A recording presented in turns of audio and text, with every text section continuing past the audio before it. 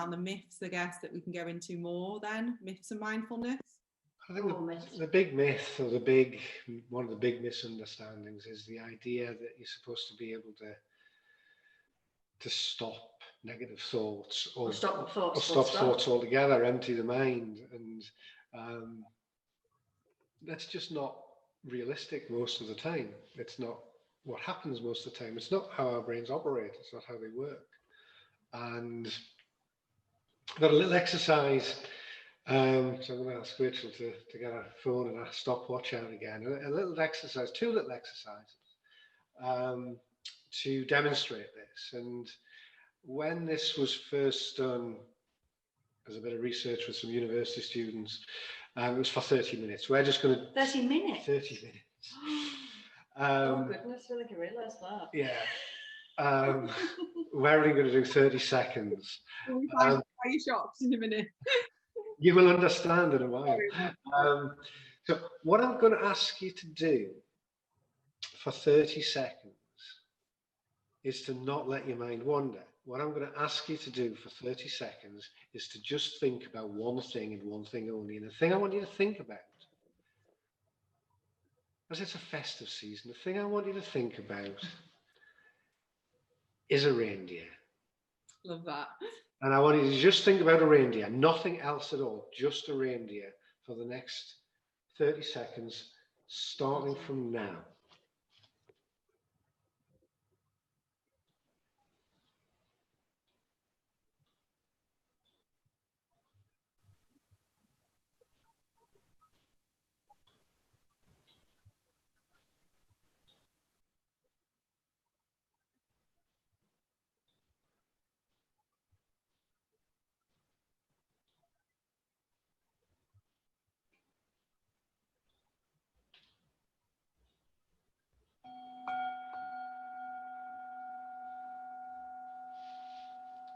Okay, so I'm really interested to hear how well you were able to just think about a reindeer and nothing else. Did anything else pop into your mind?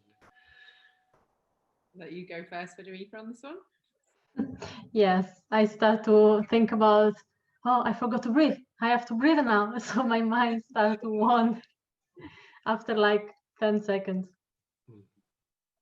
I think for me, I was just thinking about the reindeer, but the reindeer in the surroundings of where the reindeer would be.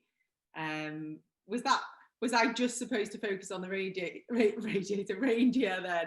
But I was picturing the reindeer. Are you cold? It is a cold day. The reindeer. And then I was thinking about Rudolph, all these different things, Santa with his sleigh actually, so that popped in.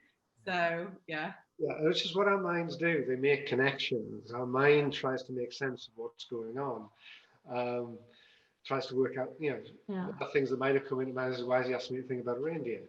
What's going on? What's he going to be asking me afterwards? What's supposed to happen? But yeah, Christmas, Santa, the names of the different reindeer, the snow possibly on the ground, reindeer flying through the sky with a sleigh possibly. All sorts of things could potentially come into mind, because it's the mind trying to work out, well, what's going on, trying to make sense. That's what our minds are there for, to make sense of the world as we're perceiving it.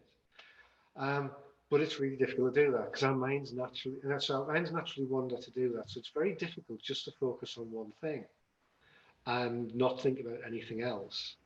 What we do with mindfulness training, if we're using the breath or we're using body sensations or sounds or whatever, we're training the mind to try and focus on one thing, to use a focal point like the breath. But the key bit is noticing when you've stopped doing that, when your mind has started to wander. It's noticing when it's wandered and bringing it back. And that's the practice of mindfulness. It's not stopping it wandering. It's just noticing when it's wandered. It'll be like training a puppy. It wanders off and you just gently bring it back each time. And sometimes it's going to go and poop in places you don't want it to poop, but that's okay. You gently, with kindness, bring it back. And that's, so we're not... He's got goldfish. I've got a goldfish. He's not speaking from experience of I'm nodding there, because I went through that puppy training and it scarred me for life. So, as I've said, mind wandering is perfectly okay. It's what our minds do. And that's also how, eureka moments happen when we're not when our mind has wandered off on something else that suddenly makes new connections. So we That's do how the other inventions version. happen. So now I'm going to let you have your mind do its thing and just to wander wherever it may go. But one place it can't go, the one thing that you can't think about for the next 30 seconds is a reindeer. So Okay. starting from now, you can think about anything you want, but do not think about a reindeer. So block out the reindeer. Yeah, block it out. Right. 30 seconds. Now.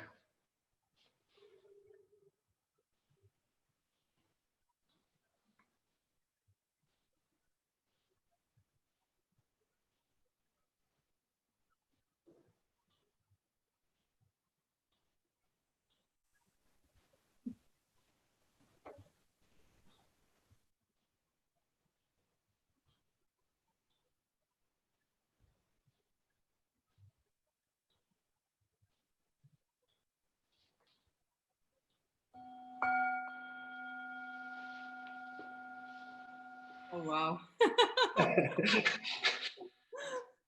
Couldn't think of anything but the reindeer. That's what it was like for those students after 30 minutes. I even forced myself to think about my dog. Angel Face is a dog now, and then still going back to the reindeer. Yeah, that was hard. That was difficult, actually. A lot harder than I thought. And it takes an awful, as I say, it's hard. It takes a lot of energy to try and block something.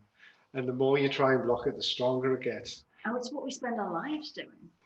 We spend our lives, if there's something we don't like, going, don't want to think about that, don't want to look at that, distracting ourselves or avoiding it. And it's what other people tell us to do. I'm really worried about lockdown. I'm really worried about Christmas. I'm really worried about whatever. It's all right. Just don't think about it. And it's like the most unhelpful advice, because the more we try not to think about something, the more we think about it. Yeah. What about you, Federica? How did you find it? Hard. I was trying to focus on the plant in front of me, and I said, think about this. But then the reindeer pop up straight away.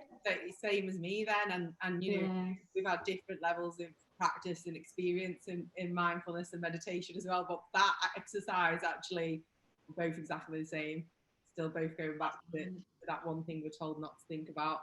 So in that respect then, if someone is in that position and they can't get the thoughts from thinking about something they don't want to think about, what would you advise then as an exercise for that? Or how do they get over that? Is it better just to face it rather than try and block it out? It's certainly not to block it out, but certainly to allow it to be there. If you don't, the effort of trying to push it away creates energy. We're basically, energy follows focus. If the focus is blocking something out, it's giving energy to that thing. If we just allow it to be there without trying to push it away or anything, then we're not giving it extra energy, and it'll fizzle out all on its own. It might not do it straight away, but over time, if you just allow that, oh yeah, okay, see you again. Oh. So you're not obsessing over it. Yeah. So it's kind of when you have that moment of choice, isn't it? It's like you don't choose whether it pops in or not, but you choose whether you push it out or feed it. And I would say the other thing to say is, rather than putting all our energy into not thinking about the negative thought, it's accepting it, noticing it's there, but then saying, well, what else is there? So say, I've got to the end of the day and I've had a really difficult interaction with someone, maybe, in my other hat, I'm a counsellor, maybe I had a counselling session that went badly, but I've had 6 counselling sessions in the day. Yeah. My mind is just going on that one. So I've got the blinkers on. So rather than go, don't think about that one that went badly, go, okay, let's think about the other 5 as well. Yeah. Or let's think about 5 things I'm grateful for. So it's opening up to kind of go, let's take the blinkers off and let that reindeer be one of many things in the Christmas scene, rather than just That's quite good. That's really good advice, actually, because what you're doing in that respect then is the thing that you're focusing on, the negative, it actually becomes much smaller because you're looking at it as a whole picture of there were 5 positive ones and 1. So then it's actually, it's not as big as we blow it up to be in our minds sometimes. And when we're just focusing on that one or go, oh, I don't want to think about it, because it's always there, isn't it? When we've done something that we're maybe not that proud of, or it sticks with us, or an argument, like you say, and it's just like, oh. It's like in Christmas shopping. I often give this as the Christmas shopping example. You've gone to 5 different shops and you've got like 5 different presents to get. And in 4 of those shops, you go in, you get exactly what you want. It's on sale, it's gift wrapped for free, and you have a lovely chat with the assistant. You go into one shop, you can't quite find what you want. You get something that's just about, it'll do. You go up to the counter, the assistant's distracted, you finally get their attention, and then you hand over a 20, it's $9.99, and they try to give you change of a tenner and accuse you of lying. You get back at the end of that day, you've been to 5 shops, you've had 5 experiences, and someone says, how was your shopping trip? Yeah. But what would you say? You will think about the bad one. Yeah, exactly. You'd be like, oh, it's a nightmare. It's like, I got short range. Yeah, you're right. That's a good analogy. Good example. But kind of being able to go, we're not pretending that one didn't happen, but we're saying that there was these other 4 experiences as well. Okay, good. I like that.